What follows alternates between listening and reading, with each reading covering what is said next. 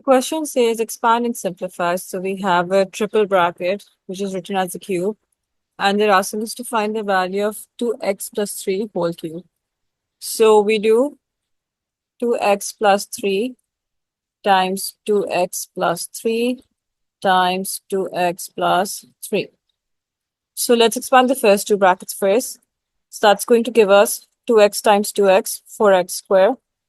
2x times 3, 6x. 3 times 2x, again 6x. And 3 times 3, which is 9.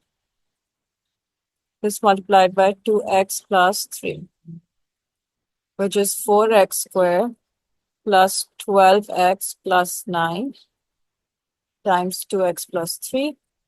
Now we times these. So 4x squared times 2x is 8x cubed, then plus 12x squared, then 24x squared plus 36x plus 18x, and then plus 27. Combine the like terms. 8x cubed stays as it is. 12x squared plus 24x squared is 36x squared. 36 plus 18 is going to be 54x, and then plus 27 as it is. Then it says make M the subject of the formula. So over here, E is the subject. So to make M the subject, we need to first take M common over here. So it's going to be E equals to M bracket GH plus 104 V squared. Now we divide E by GH plus 104 V squared. And M is the subject. So that's your answer. Then it says calculate the sum of the first 50 odd numbers. So for the first 50 odd numbers, let's first make a sequence for it. So the first odd number is going to be 1, 3, 5, 7, 9, and so on. So the common difference between these is 2. Then n is 50 because we're talking about the first 50 odd numbers. And first term is 1. So the formula is Sn, so S50 equals to n over 2, 50 over 2 times 2a. So 2 times 1 plus n minus 1. So 50 minus 1 times d, which is 2. So that's 25 brackets 2 plus 49 times 2, which is going to be 98. So 25 times 100, and that's 2500. That is the sum of the first 50 odd numbers. Then it says solve the inequality. So we have a quadratic inequality. The steps are very similar to solving a quadratic equation, but the only thing that's different is the way you're writing your answer now. Instead of giving exact values of x, we will give a range of values for x. So 12x squared plus 7x plus 1. 12 times 1 is 12. Factors of 12 are 4 and 3, 6 and 2, and 12 and 1. We pick that sort of factors which when added or subtracted give us the middle term, which is 7. So we know 4 plus 3 is 7. So replace 7x with 4x plus 3x, and everything else comes as it is. Now we factor by grouping. The first two terms make one group and the last two terms make another group. So the first two terms we have 4x common. So 3x plus 1 comes in the bracket. And the last two terms we have 1 common. So 3x plus 1 comes in the other bracket. So now between 4x and 1, we have 3x plus 1 common.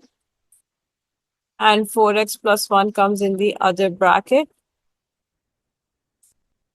Now for the graph, negative 1 over 4 is going to come over here, and negative 1 over 3 is going to come over here. So initially the inequality said that it's less than equal to 0. So imagine that the 12x squared plus 7x plus 1 is equal to y. So which means y is less than equal to 0. So if y is less than equal to 0, that means we're looking at the part underneath the x-axis because that's where y is less than 0. So keeping that in mind, the behavior of x equals to negative 104 is going to be greater because it's increasing in value. And over here, it's decreasing. Now, as you can see, they're both converging. So that means we have to write this as a joint inequality where x is less than equal to negative 1 over 3, but greater than equal to negative 1 over 4. That is your answer. Remember, when the values are converging, it's a joint inequality. If they're diverging, it's a separate inequality for each value. And if it was greater than equal to 0 initially for the quadratic equation, you would look at the behavior of the values of x above the x-axis. So then x equals to negative 104 would be decreasing and x equals to negative 103 would be increasing. How many regular polygons have integer interior angles? So how many regular polygons have integer interior angles? To figure out how many polygons would have integer interior angles, we need to first know that for an interior angle to be an integer, the exterior also has to be an integer. So that's the first thing. Secondly, if the exterior is an integer, that means the exterior angle is going to be 360 divided by n because that's the formula for finding each exterior angle. So we need to make sure that for us to get an integer value, n needs to be a factor of 360. So for this, you need to list out all factors of 360, and that will tell us how many regular polygons have an integer exterior angle. So to list down factors, 3 is a factor, 2 is a factor, 10, 5, 12, 36, 6, 60, 120, 180, 4, 90, 72, then 8, 45, 15, 20, 30, 24, 18, 40, and 9. These are all of the factors of 360. Now, obviously, we know that 360 has a factor of 360 and 1 as well, but your polygon cannot have one side. Thus, we don't use that. So these are all of the factors of 360, and these are 22 numbers, which means we can have 22 regular polygons that have an integer interior angle. And that's your answer.